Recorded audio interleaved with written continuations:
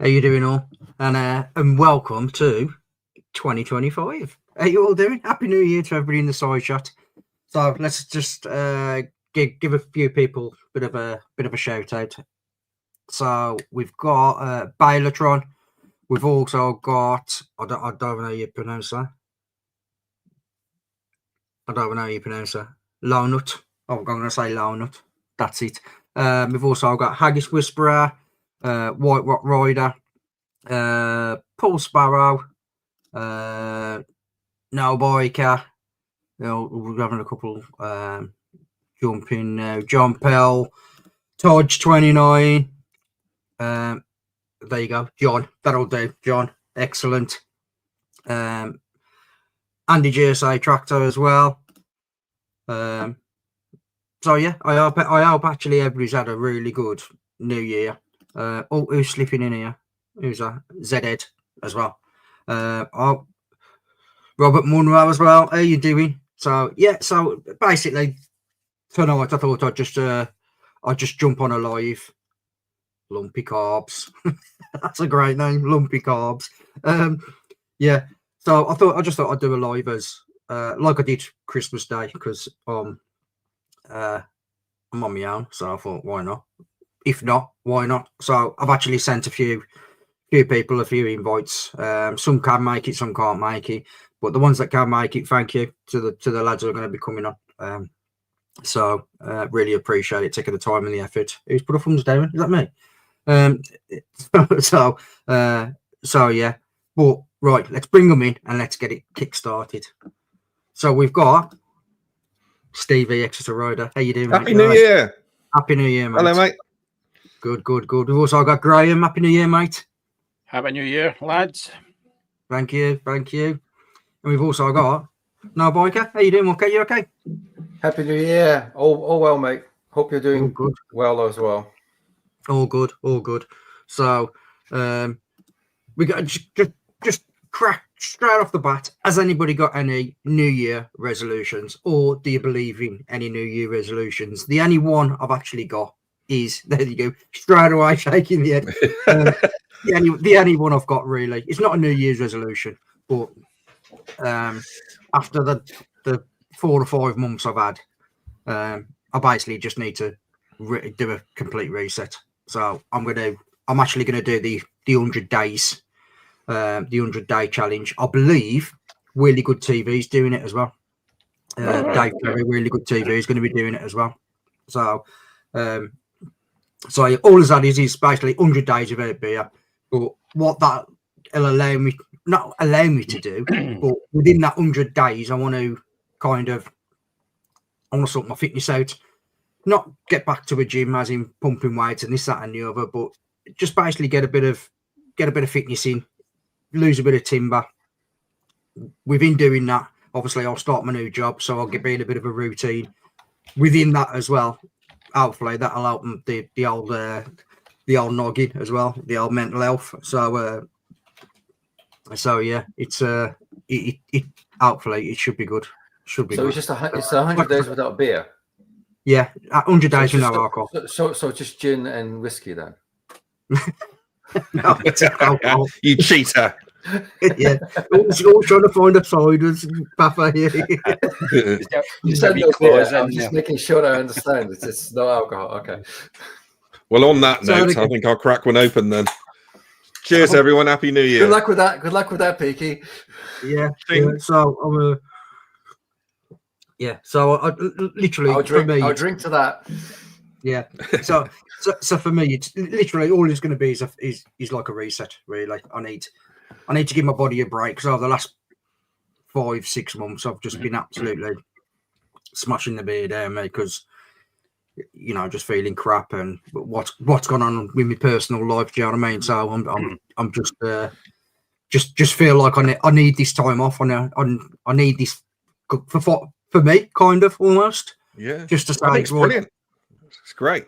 Yeah, we'll back you all the way on that one, Peaky. Yeah, definitely. Can I just make a little plug here? You were talking about Dave for Really Good TV. There's a Moto Vloggers Unplugged tomorrow night with him. That'll be on tomorrow night. Brilliant. Oh, that'll be good. It's quite a long one because you know what he's like when he starts talking. It's just. Is he worse than me, is he? He was much longer than you. He doesn't know it, but I missed a couple of questions out. Is that on your channel, Graham? What time is that? I think it's 6 o'clock tomorrow night. It comes out. Okay. On my channel. Yeah. Is it live or is it just a recording? No, it's pre-recorded. Okay. Pre-recorded. Yeah. So if you've not seen Graham's Moto Vloggers Unplugged, it's really good. He has like a is it eight subjects with 3 questions in each subject kind of thing? Yeah, I've kind of changed it now. There's no sections now. It's just roughly 20 questions now. I've changed them slightly for him because he's into the kind of, he's a cameraman. So I've went into the settings of a camera into a wee bit more detail to see what he uses. So yeah, I'll look forward to that. Yeah, I'll tweak them each, depending on the person. I'll tweak them slightly now, I think, just to suit that person's channel, but not by much, just a little. Yeah, it's good though. If you ain't seen it, it's really good because it's like short and sharp, and you know what I mean. It's not, it's not like this where you want to know or like with Teapot One where you brew time, you're listening for 3 hours. Do you know what I mean? It's usually about 20 minutes, 25 minutes, isn't it? Yeah, I was going to say when I had mine, I got to half an hour and I thought there's so much more you want to talk about. But as I said to you, Graham, you've done the right thing. Keep it at half an hour so people know what they're going to get. Because if you start making it longer, an hour, that's a bigger ask then for people. But it's a very, very good format that you've got there. I think it's fantastic. Good. The first one was Peaky's. That was the longest one, but that was the first trial. That was like 50 minutes or something like that. But that's my fault, not his. But just the way I had laid out the questions and things. I think Dave from Really Good TV gets to about 40 minutes. I think maybe. Does he? But he doesn't know. But I missed a couple of questions out. So. Yeah. Well, at the end of the day, there was just the one question in 40 minutes. Mm-hmm. Yeah, he only said hello. Graham said hello, and then it was Dave. You know what happens when you get an Irishman and a Scotsman in the same room? Yeah, he's great, Dave. I love Dave. Honestly, I've got a lot of time for Dave. He's a good bloke. Genuinely, a good lad. But yeah, it is a good format, that is, because you know what you're getting. Like I say, when we did ours, when I did the first one with Graham, you don't know how much in depth to go in the question because it was the first one. We don't know what the kind of format was. Where now you've got it down to a T now. Like say half an hour, 25 minutes, half an hour. I think that's brilliant. Do you know what I mean? So you'll see in the chat there that Belatron's saying I'm looking forward to being on there. So he's getting interviewed tomorrow. Belatron. Right. So he'll be on a future one as well. I like it that they're quick fire questions as well. They're not the sort which you can elaborate on unless you want to, like I did, and I expect Dave did, and Peaky did. But they're quick fire questions, and that again works. Yeah, what I was trying to do was trying not to make it anything like brew time. I didn't want people thinking, no, that's just the exact same as what Bruce does. So that's why I've come out with that format. It's great. It is a good format, and it does actually work really well. Do you know what I mean? I quite like them kind of formats. It's like Bruce's Brew Time. I actually prefer to watch the actual Brew Time rather than his actual main channel. Yeah. Mm-hmm. So do you know what I mean? And that's just me. I've known Bruce a long time, but that's just me. I quite enjoy the sitting there and that person opening up about all kinds of different stuff from family to life in general, to biking, to how they got into vlogging or whatever. Do you know what I mean? It's just, I just find that stuff really interesting.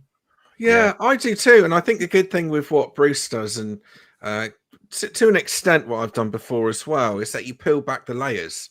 It takes somebody an hour to settle in, really, because you're kind of buzzing, aren't you? Like when I was on with Graham, I'm kind of thinking, right, what's next? But with the brew time, you get time to sit back, and then you get into a flow, and then you start peeling back the layers then. So, but, both good ways of doing it. But I think Graham's does suit the YouTube format, because people don't really stay on for much longer than half an hour anyway, do they?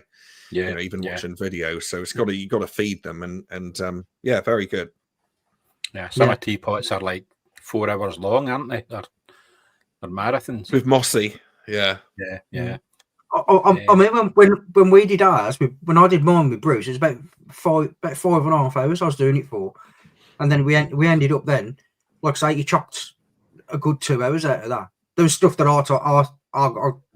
I started talking about, and then afterwards I was like, right, you need to cut that out. You can't put that. You can't put that in. You know what I mean? So you need to cut that out. So, but yeah, it was. That's what I like. I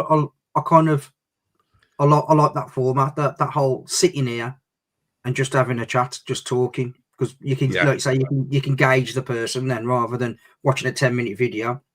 But I like that too. But I think it suits the podcast format, but it doesn't suit the YouTube format so much to have the longer conversations. For podcasts, I mean, depending on where I'm working, because I have to be a bit careful with the language, because I work in customers' houses. But when it goes on for 4 hours, it's fantastic, because if I'm tiling or building a brick wall or something, then it's ideal. I can just play it, and 4 hours goes by, and you got good stuff in your head, haven't you?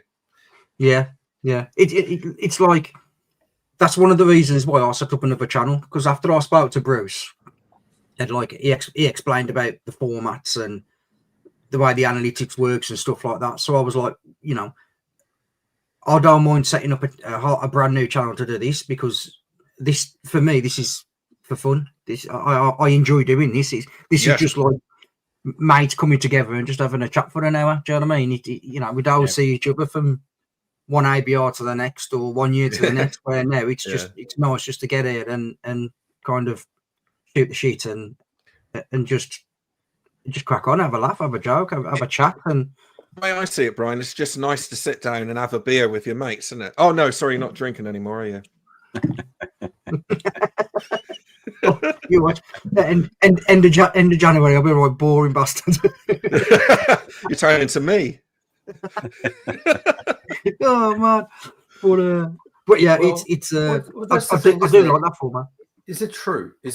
I mean, do you have to drink? I don't normally drink, so I only drink on lives. Yeah. See, I'll probably sound like I'm a pisshead. I enjoy having a beer. I enjoy sitting there having 5 or 6 pints, relaxing. That's what I like. I like, even if it's on a Tuesday, do you know what I mean, or a Wednesday, I'll sit there and I could quite easily have, 6 or 7 pints every night if I wanted to. Do you know what I mean? I enjoy the relaxation of it, and I find I used to find. Then that becomes that's quite a bit. I find. I'll have 1 beer, 2 beers, and doing a live stream, and that's kind of it. That's kind of it for me for the week. I'm quite happy to enjoy just drinking a cup of tea or even just drinking water, but so it's not an issue to have one when I want one, because it's not like I'm every day I'm having 4 or 5. Yeah. So I think it's a good thing that what you're doing, Brian, in terms of you're setting yourself a thing and you're creating a new habit, and then it's just once you finish that is kind of how you're going to manage that going forward, right? Because if you do the 100 days and then you're desperate and then immediately you just go back to having 4, 5, 6 pints every night just to relax, then it was all for nothing. But if you just say, look, I found out and I got a new habit and I don't need to drink every night, but when I want one, I can just have one, enjoy it, and be in control of it, then that's a great thing. I think that's the problem. Like, I can drink, and I know I can drink. Do you know what I mean? When we went to like the ABR festival, I can sit there drinking Guinness all night long, and still get up at 6 o'clock the next morning. And I just feel like I won't say I'm out of control or nothing like that. Do you know what I mean? But I just feel like I need to have a reset. This is the opportunity now for me to, with the scenario that's gone on in my life, I need to have like a reset button and go, right, let's go back. Let's stop. Yes. Have a think about it. Get like for example, like I've got a few things that I want to do, but I've got to get my own place. I've got to get out my sisters. I've got to get my own place in January. I need to get things in the house. If I move into a house, I ain't got a bed, I ain't got a knife, fork, spoon, I ain't got a towel, I got no cooking utensils, I got nothing. So the money that I'm actually saving on beer is going to be going into the house and stuff like that. So it's not just about the kind of I'm stopping drinking. I'm stopping drinking because one, it's going to be good for me. Two, I'm going to start doing a little bit more fitness, so I'll get fitter, healthier, hopefully, live a bit longer then. And with the money that I'm saving, it's going to go back into the house anyway. So it's kind of like I need these 3 months to almost push myself to the point where I'm set. I've got everything then. If that makes sense. The way I'm all for it, mate. I'm sorry. I'm feeling like a bit of an asshole for having a beer now. I'm not. No, you're right. The way I see it, Brian, is that it's an element of it makes you feel like you're getting control, doesn't it? With what you've been through, you're getting control and saying, "Nah, I'm in control here. I'm not going to go silly with it," and you're just getting control of life and what you have to do to move forward. Yeah, and that's great. I've had beer in my life, all my life, in the army. You know what I mean? It's work hard, play hard. Do you know what I mean? So when you get the opportunity to have a beer, you have a beer. You know what I mean? Yeah. And like now I feel like I'm still in that mindset of I can't go out and have 3 or 4 pints and then come back home. I can't do that. Yeah. You know what I mean? If I'm going out, then I'm out. You know what I mean? I'm getting hammered. Or if I start drinking, in the afternoon or over the evening, then I'll have like 6-7 pints and just carry on. I think for our generation, it was a bit of a social pressure and social expectation that you'd have a drink. Yes, very true. If you don't have a drink, then you're strange. It's funny seeing the younger generation coming through. They are much less likely to drink, and actually much more likely to just choose not to drink. Yeah, definitely. Yeah. That's like my kids. Like they'll like my 2 oldest. They went out last night. They're hanging today, absolutely hanging today. But they probably will have a drink now for 2 or 3 months. And you just kind of like, I wish I had that kind of tenacity to kind of just go, yeah, I have a drink now for 3 months. It's a very difficult thing. It's a very difficult thing. If everybody around you is drinking, and if they're saying, "What's wrong with you?" If you said, "I'm not drinking," and they'll go, "Oh, go on then," just the one. And what's wrong with you if you're not drinking? It makes it very difficult. We're social animals, and we want to fit in, right? So if everybody around you is doing it, then it becomes very hard to say no. Whereas for the younger generation, they have much more of like a respect that you're not doing it, and there's none of that pressure to drink. Whereas they're more screwed on now, for sure. Yeah.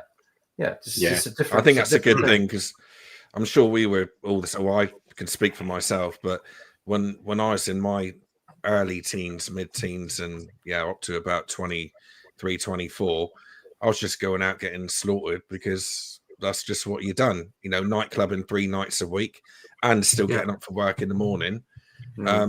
And it was actually hard work, isn't it? You miss out on a lot of stuff when you're just feeling ill all the time because you're drinking so much. But that's part of growing up. I wouldn't change it.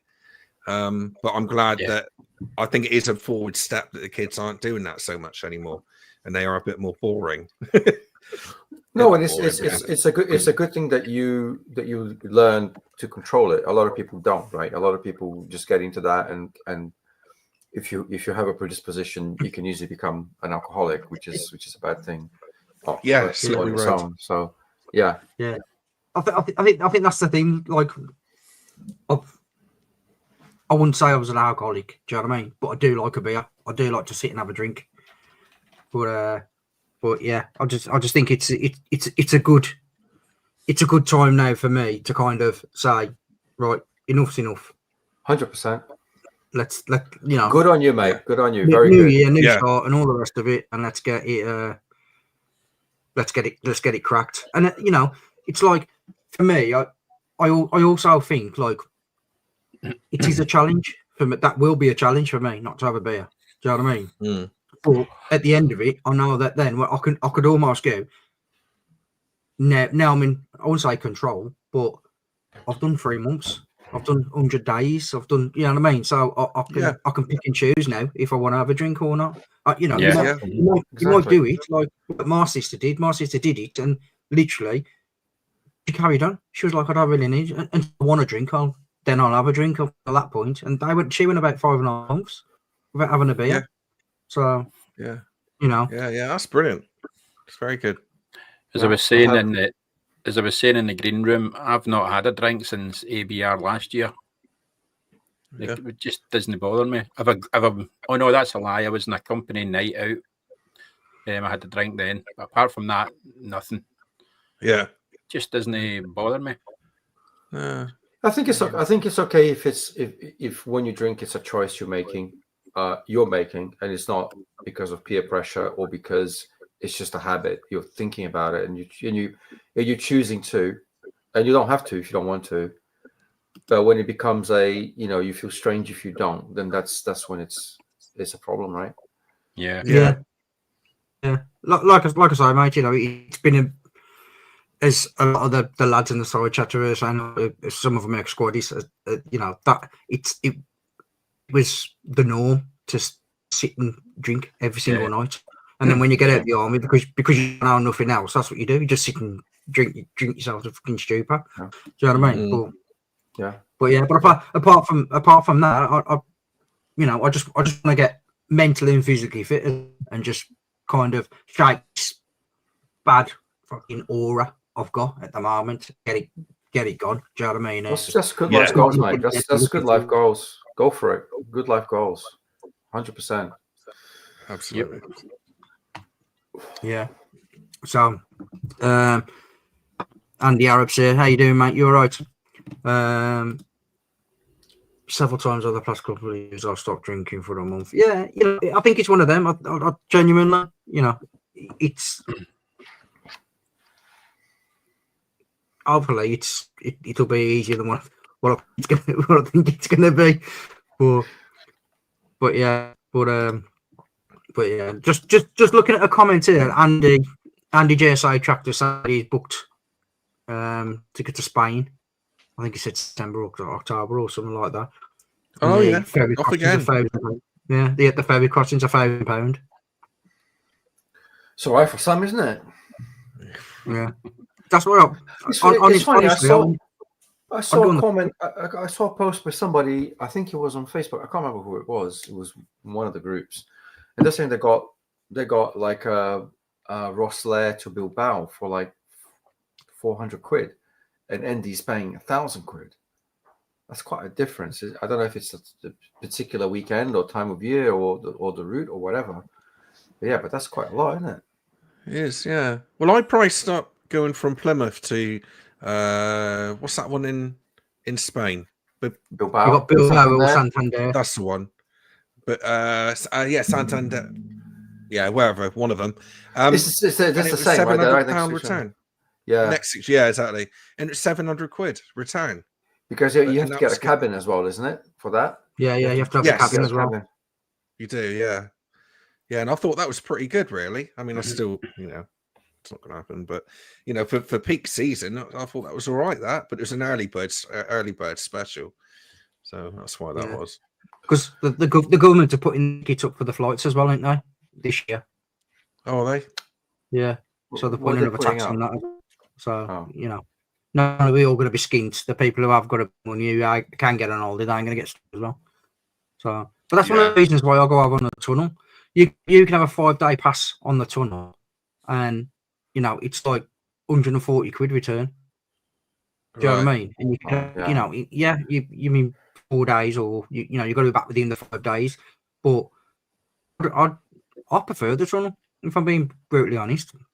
You get in there, stand up, have a chat to the bikers, get off, shoot off. 35 minutes, you've gone. Do you know what I mean? That's the most convenient for me because I'm in London anyway, so it's not too far away at all.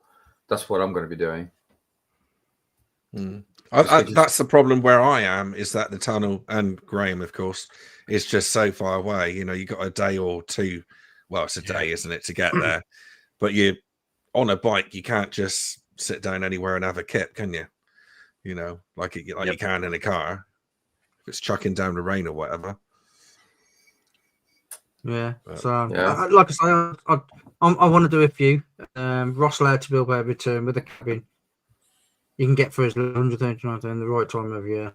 You're sleeping. All right. You've got a van, haven't you, EL? Yeah. So Grab Dive is in Belfast, I believe. You've got a van, right? You can put your bike in the van. Yeah, I got a van, but I don't want to go in the van because it's really expensive then, isn't it? The whole point of going on a bike is just to save pennies, really. Yeah, but then you're saving yourself on the tire and the wear on the bike, and you can have a rest and have a kit. Yeah, it sounds great, but I think it's about double, isn't it? Pay double what you do on the bike. Yeah, I don't know, but that's I saw Richard and Carol do that on one of their tours last year, I remember that. where they loaded the bikes into the van, took the auto route down, and then just got there and then got on the bikes, did a tour on the bikes, put it back in the van and drove back. Yeah, that's what me and Marcus did. God, Stevie, sorry. It's fine, mate. That's all right. I got family in Dover anyway, so I could always dump the van off, get the bike out, and off I go. It's another option. Yeah, I'm talking like it's going to happen, and the odds of it happening are pretty zero. I'm always planning these big trips, and they just never happen. Yeah. Paul Sparrow's put a good comment in there. You're going to get a new electronic travel thing if you're going to go to Europe. All right. I don't know. Passport thing.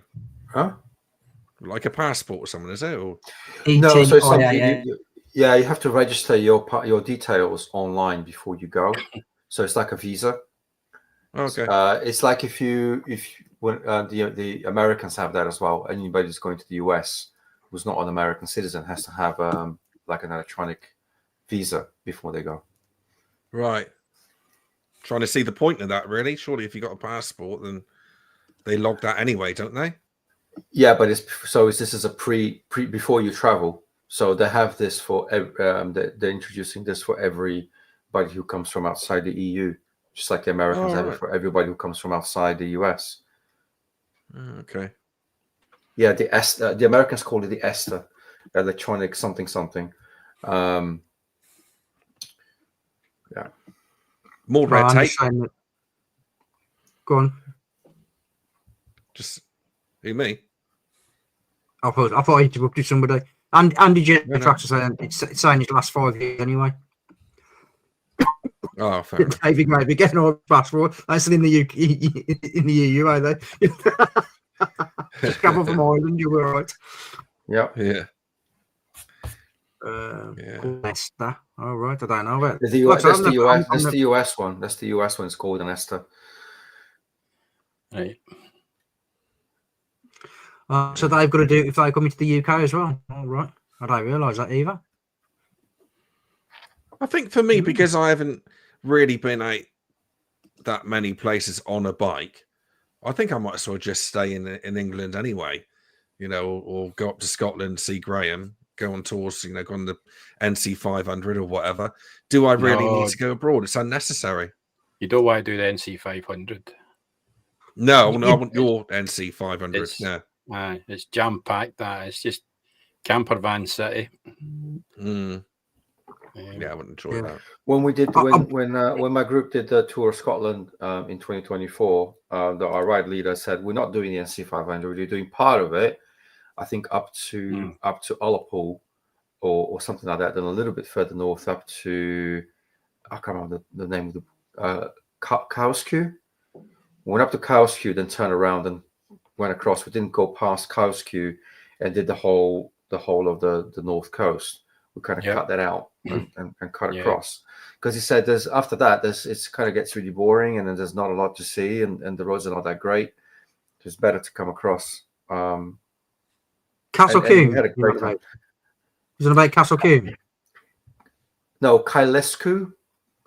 Kailes Coombe. Kaylesku. Oh, Todd just Bridge. put it in there, Brian. Never heard of it. Kailesku it'll be. Okay, sorry, I didn't know how to pronounce it. Yeah. The very north coast of Scotland's quite flat. There's no mountains or anything like that up there. It is quite flat. Peaky will tell you he'd done it probably the most recent, didn't you? Because you did the whole around the whole coast, didn't you, for your charity? Right. Yeah. That west. If I was going to go again to Scotland, one, I'd definitely get Graham to sort of knock another route up, because that one he did with us was absolutely fantastic, and it was also nice as well. Just riding up there, knowing that it had been sorted, and you don't worry about kind of where you're going, what you're doing, whether it's any good or not, or anything like that. Do you know what I mean? Because obviously we got up there and it was like, right, we're doing this doing this that day, doing this Sunday, and obviously we're coming back on Monday. But it was just nice to know that where we're going was from local knowledge, rather than you're doing the stuff that everybody else has done. Yeah. So on the main roads and all that. Yeah. Yeah. Like I say, it was just really good. For me, I mean, I'll plan routes and stuff like that and do my own plan, but it was nice just to go up there and have kind of, I don't know where I'm going, don't know what I'm doing, what I'm going to see. Yeah, it was really nice. It was really nice. And I have said to Graham, I'm going to go next year. I'm going to do that next year again as well. Just kind of, I might do it over a long period though. I might have like a week up there or something like that. Do you know what I mean? That's just putting me under pressure to find another 2 routes. Graham was Sunday fall ill. Yeah. I've got a couple of mates. I've got a couple of mates who used to live in London and moved up to Scotland. One's in Glasgow, one's in Stirling, and they've been egging me to come to do the road rally. Right. In 2025. So I might come and do that. And they're almost locals now, so that could be quite interesting. So what's that all about then? It's like you get different stopovers and you earn points for doing certain stopovers. Okay. So you have to kind of calculate a route that's going to give you the most stopovers, and you can do it competitively, or you can just say, oh, I've never been to this bit. So it's a chance to kind of discover new places and new roads and stuff. Yeah.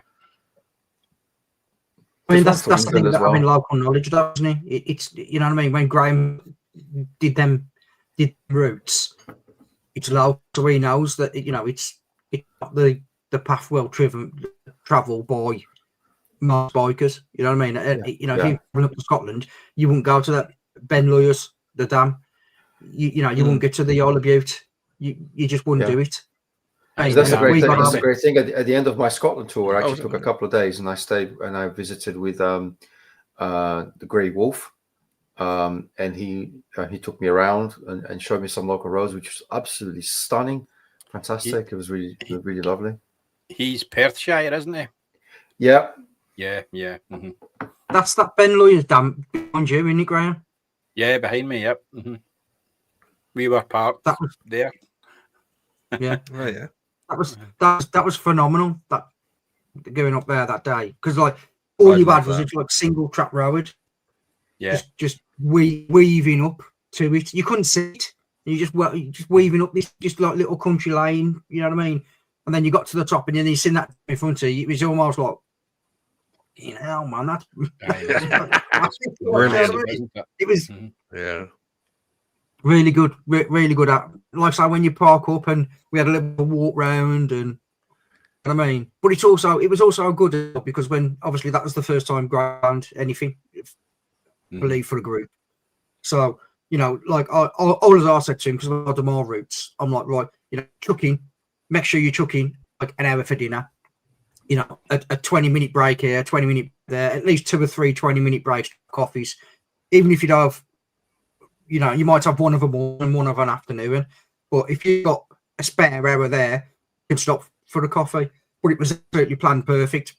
We was at the door at like 9 o'clock of the morning. It was on the road, all fueled up, ready to go, and we was all back by like 5:30, 6 o'clock at night. And it was. Where did you stop off for dinner then? Was it calves or was it shops or fish and chip shops, something or what? No, what was it on the Saturday? It was on the Isle of Bute. Yeah. There was a cafe there. Oh yeah. The Sunday it was just a kind of generic cafe, wasn't it? Yeah. Just normal cafe. Yeah. We don't seem to have as many cafes as you do down there. Everywhere down here. Yeah. I know we just don't seem to have that. So they're quite few and far between. But it was fine. And a question I have got actually, when you went over to, sorry Brian, and when you went over to Isle of Skye and all that, is that a easy thing to do? Is there a ferry constantly going back and forward? There's a bridge. It was Isle of Bute. Oh right. Bute, right. Yeah, there's if you go down to Weems Bay, you can take a 30-minute ferry onto the island. And if you make your way up to the north of the island, you get a 5-minute ferry back onto the mainland. Oh yeah. But when you go to the half-hour one, you just pay for both there. So I see. It's easy enough when you go to the next. But you don't one. have to book it. You're not under time pressure or anything. No, like it's that, just turn up and go. Oh, good. Yeah, that's one less thing. If it's busy, you obviously have to wait to the next sailing, but they're half an hour apart. What we're looking at, 20 quid or? Oh, I know, it was. About 12 quid for both. Yeah, 12, 13 quid. Oh, right. Aye, Get for on. both. Aye. So, but it was quite bad, like Graham said there. So you go out for half an hour, and then the ferry back. It literally, you ride on your bike. By the time you got your bike up, they don't give you no straps and like sit on your bike. You literally it's like crossing a canal. You just go on the other, get off. Minutes, literally on there, minutes. Yeah, it's brilliant. I took a ferry across the Firth of Cromarty when we were there near Bewley, and it was like the smallest ferry I've ever been on. It was pretty much just a boat with an open back. We fitted our 7 or 8 bikes, and it was full. That was it. Yeah. And then as we were across, it started pissing down, and the wind picked up, and it said, "Hold on to your bikes, lads, because it's going to get a bit choppy." one guy on his BMW, his alarm kept going off. It's when you kiss the ground when you pull up on the shore, isn't it?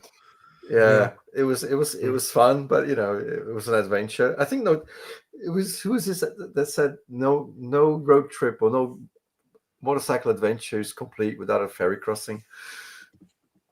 You got to do it. Honestly, I was that was for me. Like I say, like on your live the other night, Steve. That was a real highlight for me to go into Scotland this year, and just me and Jack, you know what I mean. Just went up there, kind of a whim almost. We agreed a date, and that was it. Went up, rode up, and had two wicked days with the lads up in Scotland with some of the vloggers from there, and it was just really nice. It was just really relaxing. Do you know what I mean? And like I say, it was relaxing for me. It probably was relaxing for Graham because he was the one at the front leading. You know what I mean? Navigating, making sure that everyone's all right, and all the rest of it. Where usually for me, I'm the one doing that. Do you know what I mean? For me, I was just sat at the back, like thinking to myself, "I bet Graham's absolutely shitting himself." The main reason I took you to the Isle of Bute was to do that wee serpentine road. Yeah. It was 14 switchbacks in about less than a mile or something like that. It's see if you go in Google Maps and look up Serpentine Road on Isle of Bute. Wait till you see this. It's crazy. Oh, get on. The incline, genuinely, the incline's like that on the road. Yes, it is, and you've got to be doing at least 15, 18, 20 mile an hour. You can't go any faster because of the cutbacks. You've got to be going that fast to keep your momentum, so your bike don't fall over. Because I enjoy that sort of terrain. Oh, Mate, honestly, I don't think I'll ever do that road on my bike again. That was terrifying.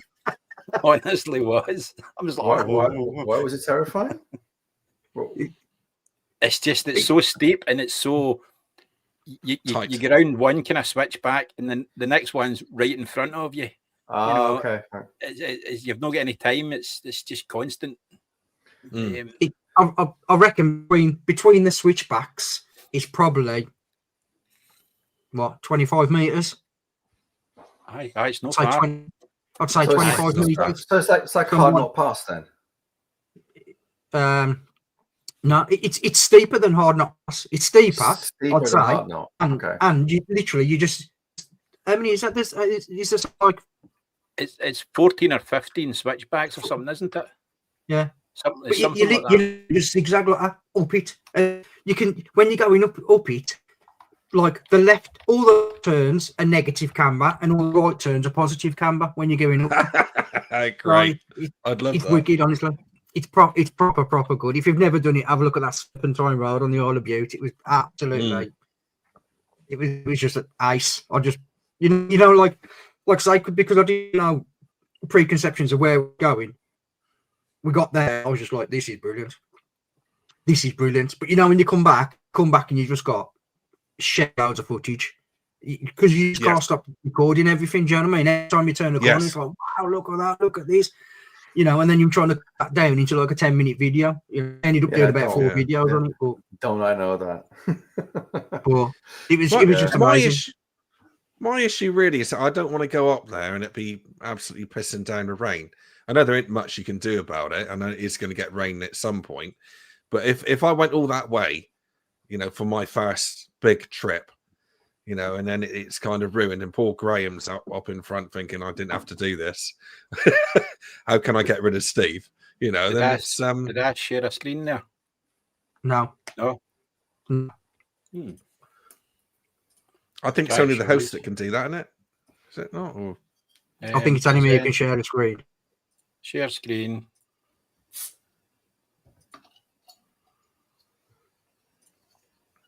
Hold on. Right, so that's it there. So that is the Serpentine Road. Oh, wow, look at that. So you start there. Oh, it's a built-up area then? Yeah. So what's the point in doing that? Why didn't they have a straight road then? Strange question. It's so steep. You wouldn't get up the fucker, Steve, that's right. It's like all right. Well, you actually start from like this section here. You come off the ferry and you to this section here. Long here. Oh yeah. This bit's I'd love crazy. that. I would love that. I'd be well up. It is proper. Excuse me. It is proper. Genuinely. And it's like because I had no like preconception of what you're doing. Ray, did. It was proper good. Really enjoyed it. And like I say, it was just nice not to have any stress. Graham had it instead. At least it's not off road, Brian. I'll start. Getting you back for the Harley.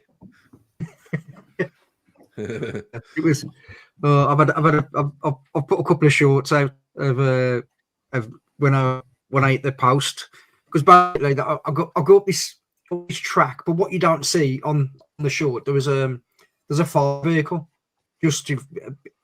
but as we was going up there, it pulled off.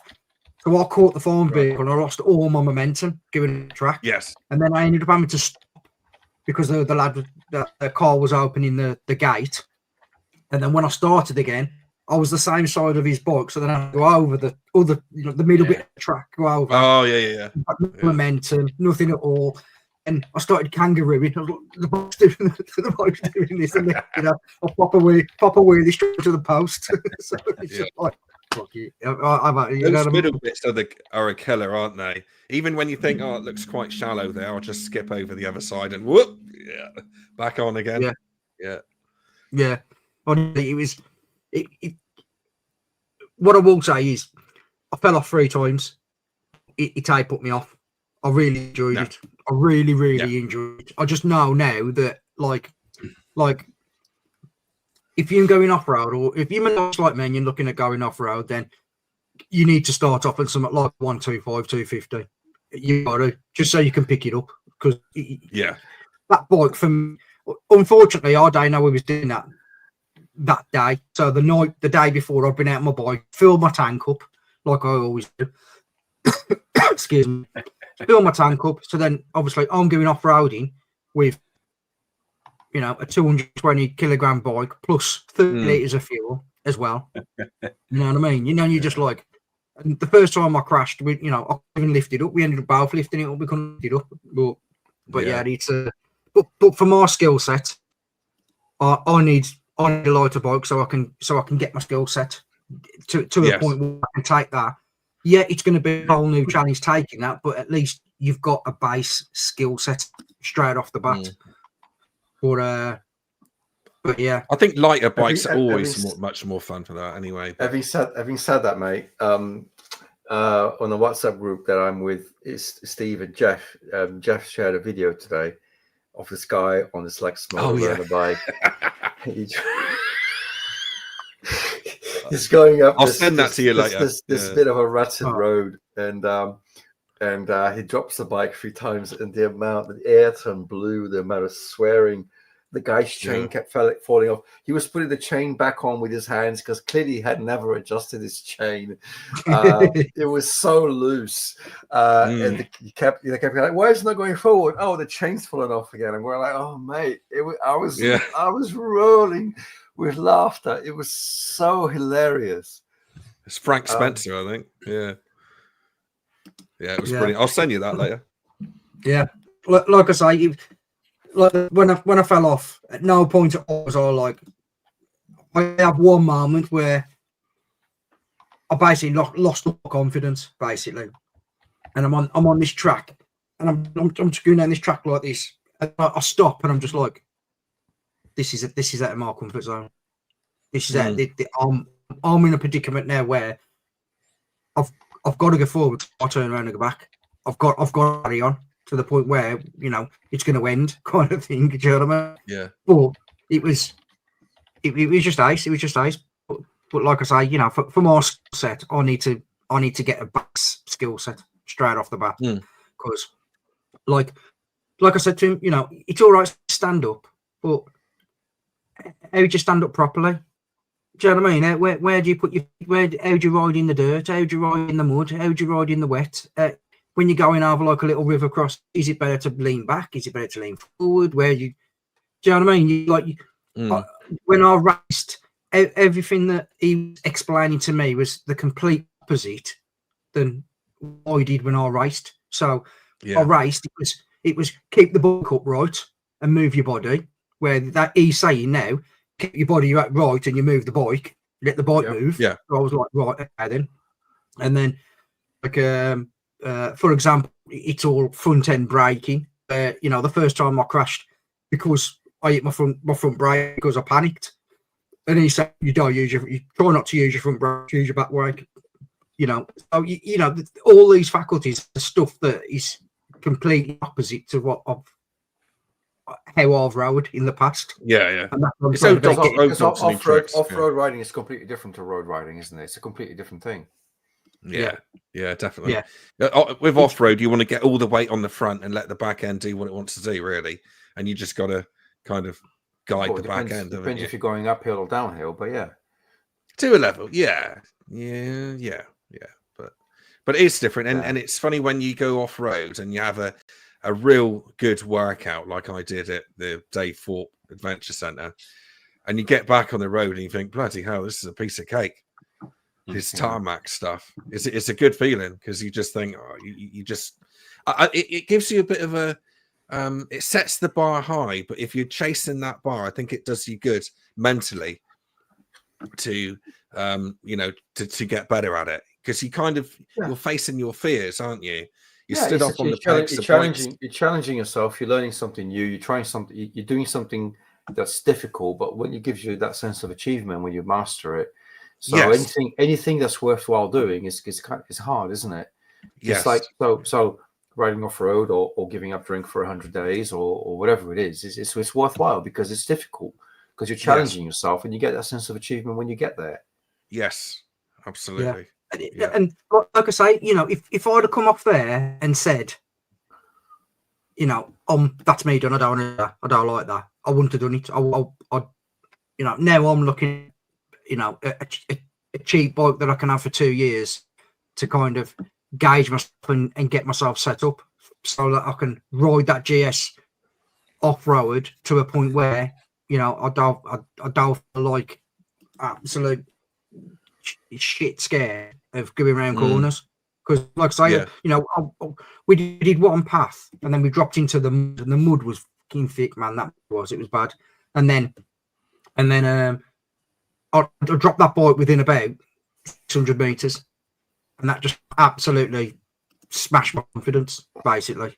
And I was just done then. Do you know what I mean? Because I nearly fell again within about 200 meters. Then I crashed into the fence about 400 meters in there. So no, it was just one of them. I just felt like I got to the. I felt like I was at my limit and I was completely out my comfort zone. And I felt like that. Yeah.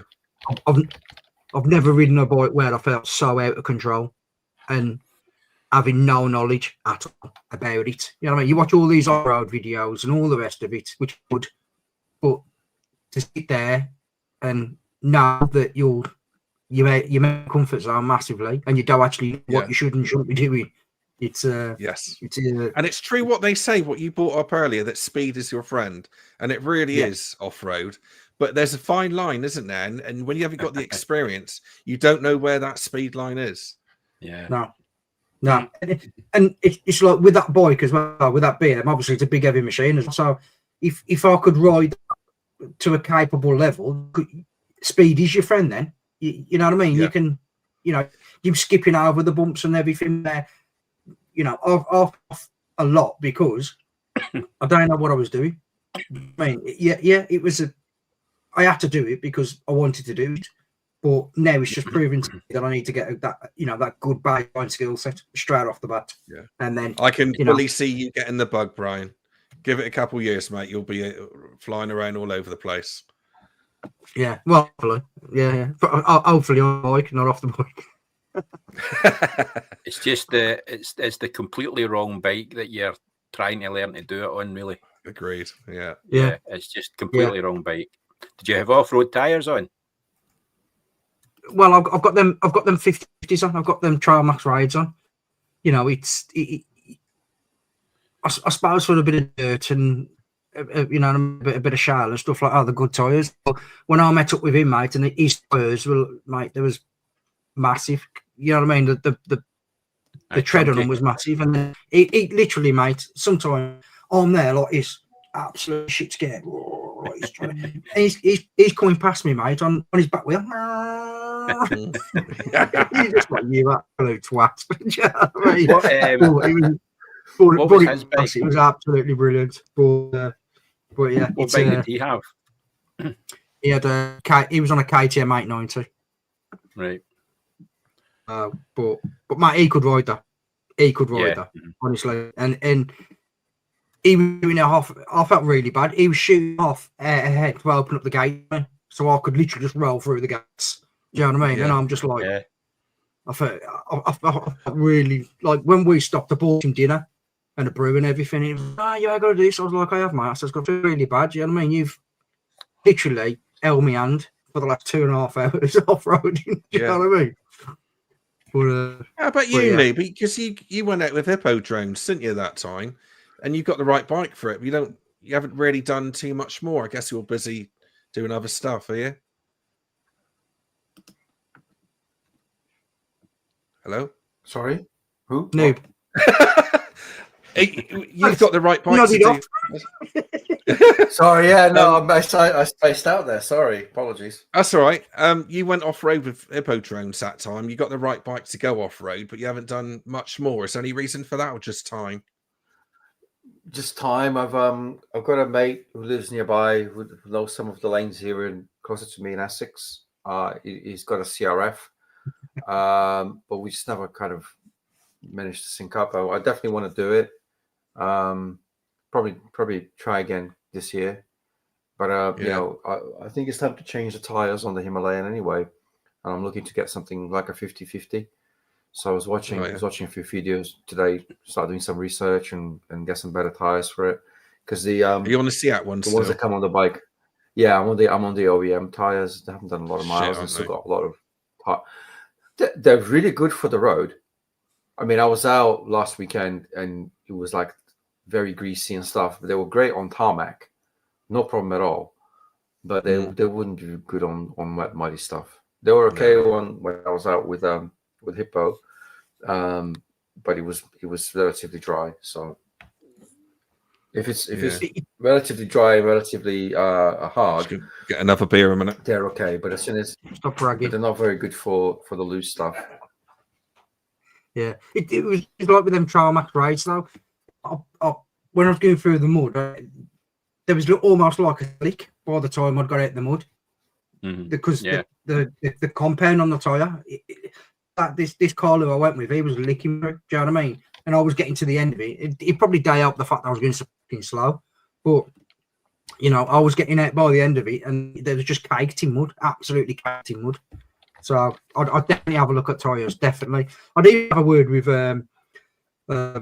like Paul Sparrow or Mark from Leeds or someone like that. You know what I mean? Sort of tyre I'm using as an off-roader, because you do need something a lot better than them. Like I say, I got them Trail Max rides, and you know, I think on shale and dirt and stuff like that, they're a tyre, but you know, as an off-road tyre, I don't know. I ain't got enough knowledge on it, but I just found in the mud the day ended very well. Because you had proper chunky tyres not that long ago, didn't you?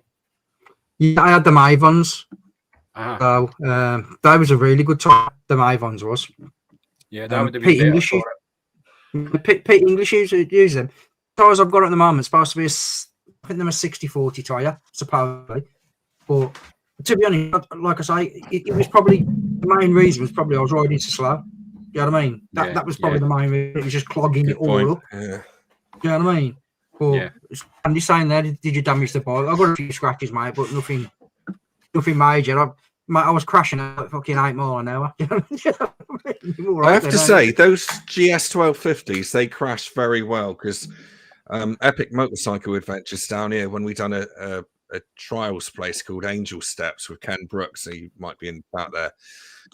He dropped his loads of times, and we were riding on slate, and slate is the pits. It is the worst thing to ride on, because it's just a slick, you know, it just slidey as hell. And he dropped it loads of times, but they seem to land in the right place. So they got like training wheels, right, with crash bars, so they don't fall very far. Yeah, no. Well, to be honest, there's something to be said for that, isn't there? Well, it's coming up actually later this month. We do the courses that we do for the IM. There's a bit where we lay a bike down to show people how to pick it up properly. And the guy that used to do it, used to have a GS. So he always used to lay his GS down, obviously on a bit of grass or on a bit of mattress or something, so he didn't damage it.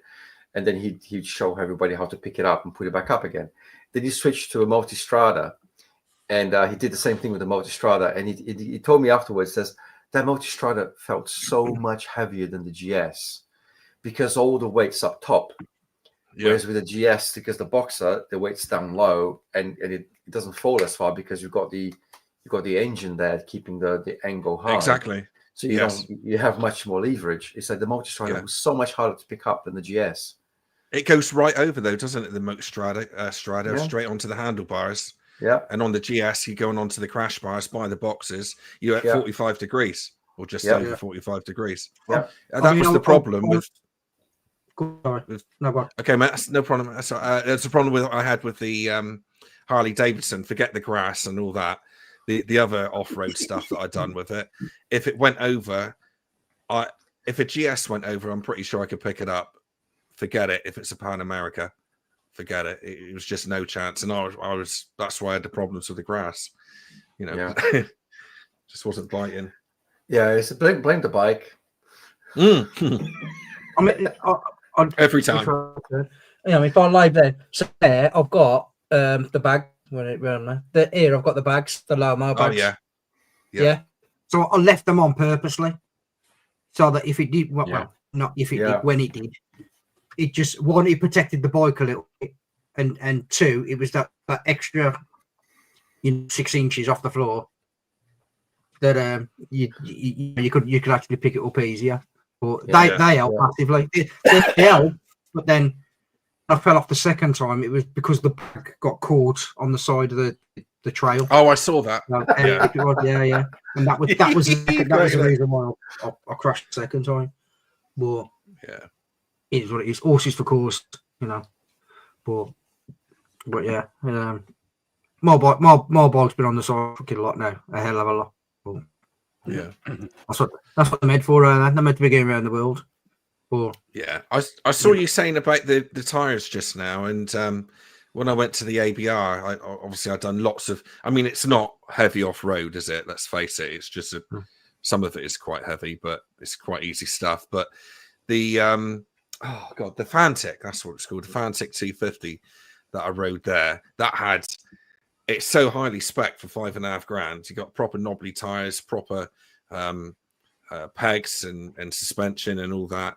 And that, whatever you done, it just dug into the grass and just went round every time.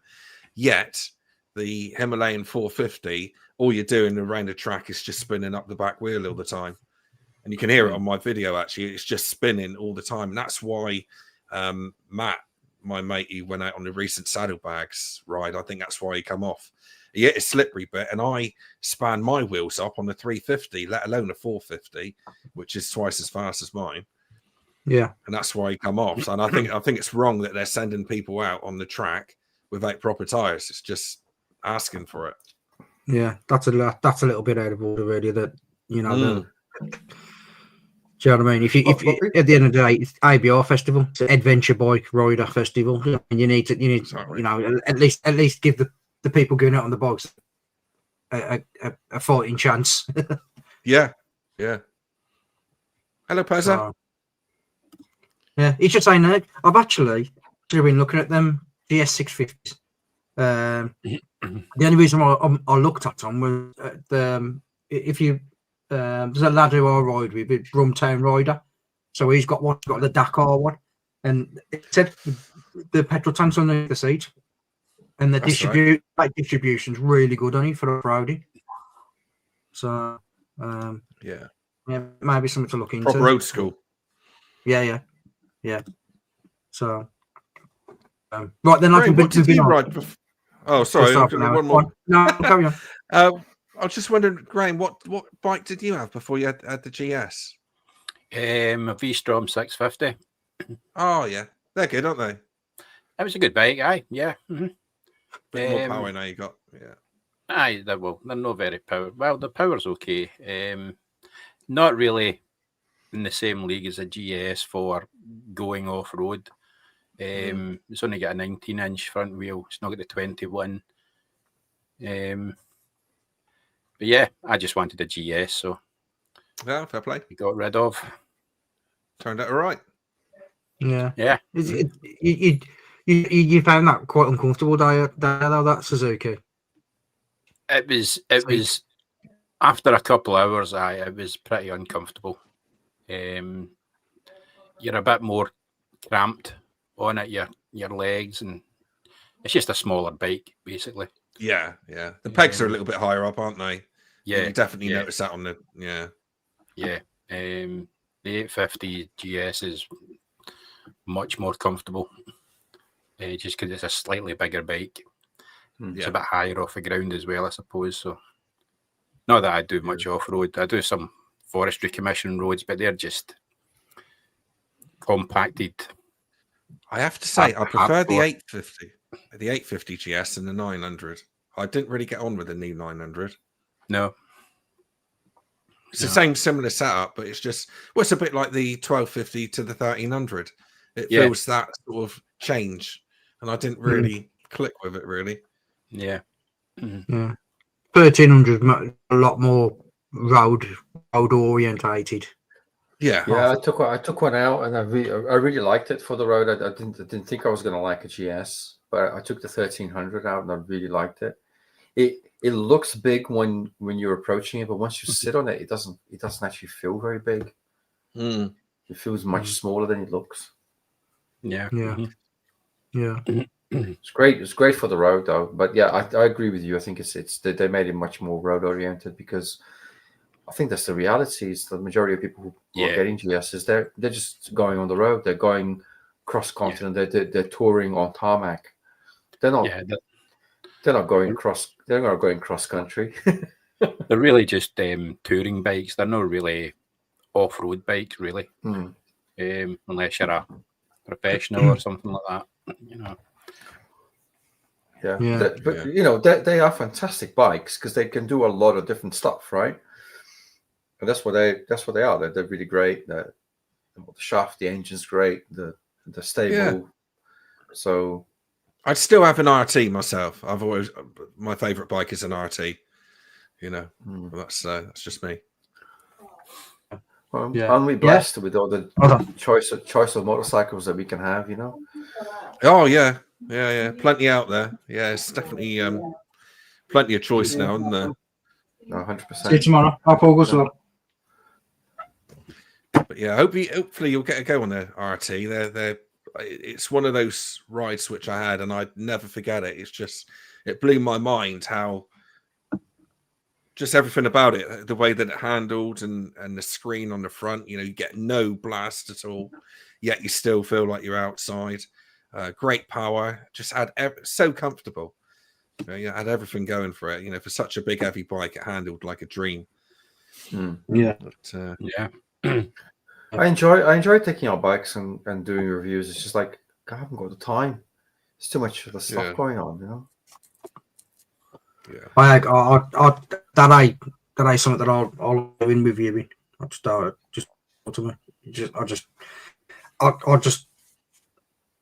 don't know. I ain't got the terminology to sit there and try and explain stuff. Like I watch Stevie on some of his sometimes, and I'm like, fair play to you, mate. I won't have a clue how to explain that or tell somebody how he feels or whatever. Do you know what I mean? But yeah, it's just one of them things that you do it, don't you? You pick it up along the way. You know, no one starts out being able to do it, and you just get used. You find your own rhythm, find your own format, and then off you go. But I thought I said this to you a couple of days ago, but you know that CBR 600 review that you did was the bee's knees, mate. It was really good because you even explained the e-clutch stuff. It was fantastic. You did the demo. You had you obviously had somebody to kind of film you from with a rearward facing camera. Because the way you started it, even from the start, you're like somebody's riding along, and all of a sudden they go past you, and you pull out, and you go, "Hello." And it was like, "Oh, fucking hell!" He's really pulled out all the stops on this one. To be honest, mate, it's a Honda. You know what I mean? And I pull out the stops for them, and I live for those shots. That first sort of 20 seconds and the bit at the end. That is why I do YouTube. I love getting those shots, and when I pull it off and I'm watching it back on the MP4 of what's come off the camera, I'm punching the sky, mate. it was top notch, mate. It really was. Yeah, thank you. Yeah, you know me. If I thought you were shy, I'd tell you. You would. It was fantastic. Yeah. I've to be honest, I've got another 3 that are coming up like that. I haven't even looked into editing them yet because I look at the files and I think, oh, I can't face it. I need a day off to sort of get into the swing of it, really. But yeah, it's very kind of you. Sorry about my cough. Yeah. Right then, lads, we've been on an hour and minutes, so we're rolling it, knocking it on the air. Because my sister will be up. I just want to say again, well, kudos to you for doing the challenge, and you know, I really support it. And I really wish you all the best, and I think it's gonna be challenging, but you know, I hope you succeed. Yeah. Because it's just I feel like I need to do it. I think that's the difference. Is you know, like when I smoked, you know what I mean. Unless you want to stop smoking, you won't stop smoking. You can try all you want. That's the thing. You can get older people kind of going at you, right, and telling you this, that, and the other. But if you want change has come from inside you, and it is coming from inside you, you want to do it, then you will do it. Yeah, 100%. So thanks. And that, just on whilst we've got a few people on as well, I just want to thank everybody as well who's messaged me and text me and drop comments on a couple of the videos which are a bit raw. Just talking about my feelings, my emotions, and just how I feel basically with what's going on, over the last 4 or 5 months in my life. So I just want to thank everybody as well for reaching out and just all the nice comments as well, and just giving me nice comments, advice, and have a look at these, try doing that, and other people saying, I've had quite a few comments saying I've never said this before, but that's how I feel. Do you know what I mean? So it's really good. I just really, really appreciate it, guys. Thank you, honestly. So I'm just going to run through now. If you can see anybody I've missed out off this list, then just give them a shout up. So we've had Ray's Motor Life, John Lownut, Ballatron, White Rock Rider, Paul Sprout, Blake's Pipes. I didn't see him rock up. Flat Cap Racer also come up. Real Riders podcast. If you're into your podcasts, especially you, Stevie, listen to the Real Riders podcast. That's a really good podcast. That is. Okay, I haven't heard of them. No, it's the good podcasts. And I haven't had a drink. I'm drinking coffee. John Pell, Touch 29, Andy GSA Tractor, Zed, Robert Monroe, Lumpy Carbs. I absolutely love that name, Lumpy Carbs. Yeah. Ken Brooks, Stevie, the other Stevie, the military biker as well. Let's go down here. Crazy Legs was in as well, yeah. Paul Egan as well was in. John Peter Pell, Starr. yeah. BK's Bikes as well. Casamoto. Yeah. GB Patriot, Glenn Olivenshaw, I think it's being pronounced it. If I pronounce that wrong, I do apologise. Who else is the Contented Biker. Hello, mate. Met him at ABR. Awesome bloke. Buster Adventure Bike Rider as well. Sorry, Des Miller, he jumped in. Andy Harrop, all come in. GP Patron, I think he is. Fentua, I've seen Fentua. My favourite people from Australia are Kazamoto. So check out their channel. I'm good guys as well. Pezza at the end as well. Yeah. Rise Motor Life. I don't know if I said him already. Cornish Motorcycle Diaries. Hello, Andy. And Robert Monroe. Yeah, Robert Monroe. I've seen Cornish Motor. Have they just jumped in today? Paul Egan. Yeah. So anyway, it's been absolutely fantastic. Got through 2024 eventually, but fresh start for 2025 and January. I hope it's prosperous for everybody, and you've got a vision and you can go and do it and deliver it. Well, the weather's been shite so far. Yeah, it's not moaning. It don't count. It's not moaning. It's a statement of fact. It's only been one day. Yeah, but leave it alone. Are you challenging the fact that you're saying this has been a great day?